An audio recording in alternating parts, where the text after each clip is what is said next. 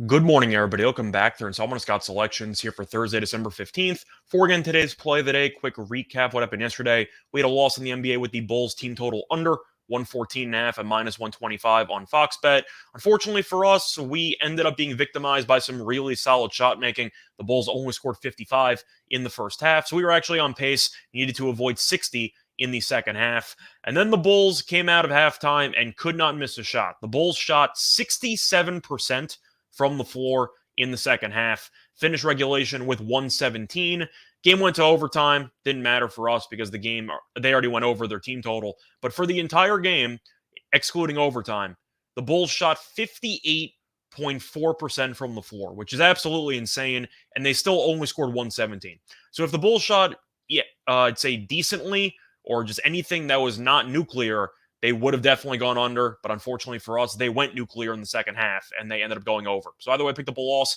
I still like the angle, just didn't work out. Look for a bounce-back winner here on Thursday. And for today's play of the day, going to pivot to the NFL, looking at the Thursday night game between the 49ers and the Seahawks, taking place at around 8:15 p.m. Eastern Time. And for this match, we're going to take a team total in this one. I'm going to take the Seahawks team total under 20 points at minus 108 on FanDuel. Time recording of 1:30 a.m.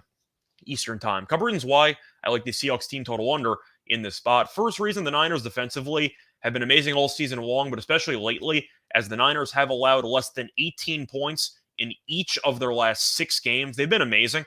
And if you want to go through the defensive numbers, that is definitely not a fluke because they've been an insane defense all season long.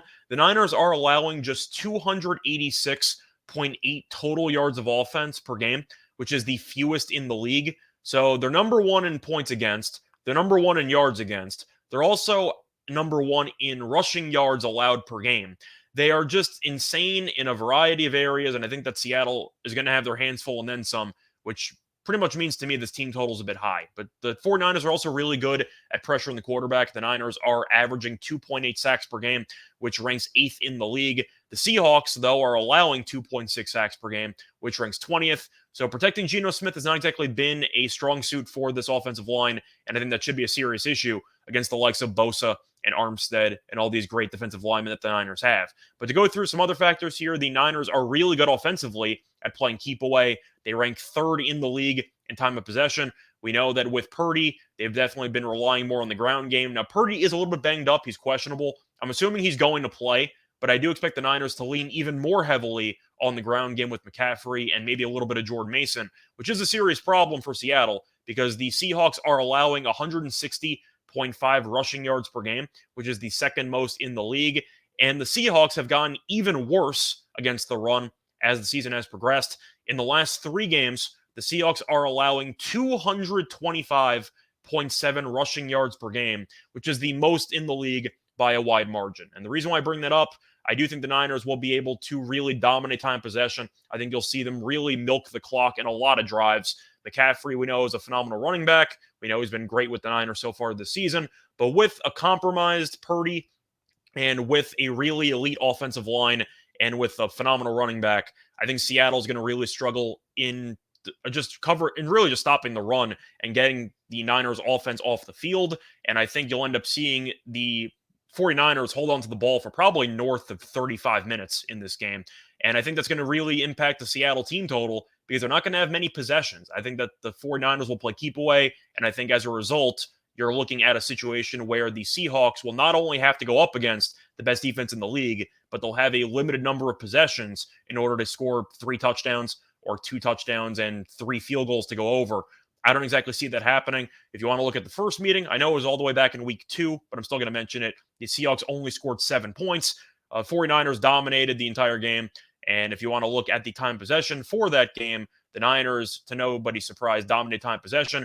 They won the time possession battle 38 minutes and 20 seconds to 21 minutes and 40 seconds. They had, just to go through the numbers here, they had 11 more first downs, and they had roughly 160 more yards. So the Seahawks, we've already seen this script before. Geno played, went 24 of 30 for 197. I know it was a long time ago, but the point is the Seahawks really can't stop the run, and I do think the Niners will really milk the entire clock like they did in the first game.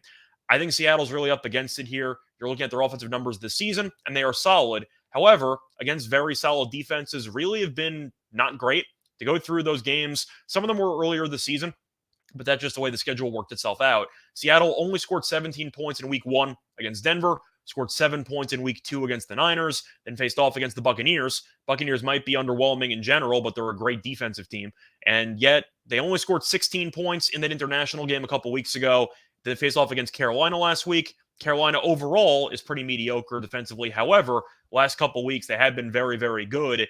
And the Seahawks scored 24. However, that 24 is misleading because the Seahawks only had 17 points with 17 seconds left in the game and then scored a 24-yard touchdown. So they had a garbage time touchdown to push them over last week, but they really struggled offensively against Carolina, and I think they're going to have some issues here against the Niners. But if you're going to give me the best defense in the entire league by a wide margin against an offense that has a pretty underwhelming offensive line, and I know they're getting Kenneth Walker back, but the Niners are elite against the run, allowing the fewest yards per carry, allowing the fewest rushing yards per game. I just think Seattle offensively is going to be up against it. It's going to be cold. Weather's not going to be great, but the time possession battle is going to be key, and I think the Niners should dominate in that area, and Seattle can't stop the run. I think you're really looking at a spot where the 49ers have a game plan that's really prepared perfectly for them, and I think they're going to end up using it to their advantage. But I think Seattle's going to have a limited number of possessions. I think the Niners defense will do what it always does, which is limit opposing offenses to less than 18 points. I see this game being ugly, but I think that the Seahawks probably finish somewhere around 13-17, somewhere in that range. But do I expect them to score 3 touchdowns? No. Do I think they'll score 3 field goals and 2 touchdowns? No. I think this number's too high, so I'll take the unders. Play that once again here for Thursday, December 15th is going to be on the Seahawks team total under 20 points at -108 on FanDuel. Bye, everyone.